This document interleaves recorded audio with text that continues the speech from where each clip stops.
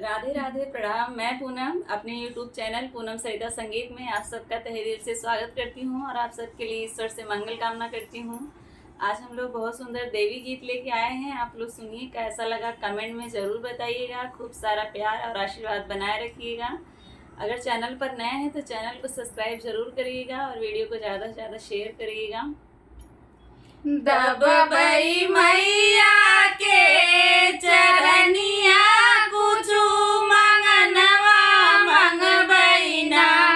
दबबई मैया के चरनिया कुछु मंगनवा मंगबई ना। कुछु मंगनवा मंगबई ना। दबबई मैया के चरनिया कुछु मंगनवा मंगबई ना। कुछु मंगनवा मंगबई ना। ना मंगबई सोना चांदी ना कोनो गहनवा। कुछु मंगनवा मंगबई ना। कुछु मंगनवा मंगबई ना। मंगबई मांगी के सेनुरवा कुछु मंगनवा मंगबई ना। मंगबई मांगी के सेनुरवा कुछु मंगनवा मंगबई ना। दबबई मैया के चरनिया कुछु मंगनवा मंगबई ना। दबबई मैया के चरनिया कुछु मंगनवा मंगबई ना।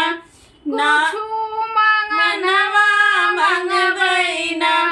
ना मंगबई सोना चांदी ना कोनो गहनवा।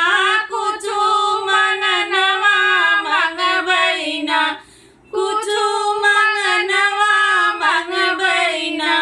मंगबई गोदी के ललनवा कुछु मंगनवा मंगबई ना। मंगबई गोदी के ललनवा कुछु मंगनवा मंगबई ना। दबबई मैया के चरनिया कुछु मंगनवा मंगबई ना।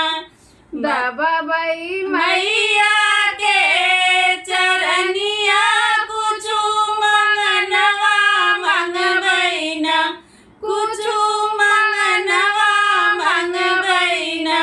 ना मंगबई सोना चांदी ना कोनो गहनवा। कुछु मंगनवा मंगबई ना। कुछु मंगनवा मंगबई ना। मंगबई भैया से भतीजवा कुछु मंगनवा मंगबई ना। मंगबई भैया से भतीजवा कुछु मंगनवा मंगबई ना। दब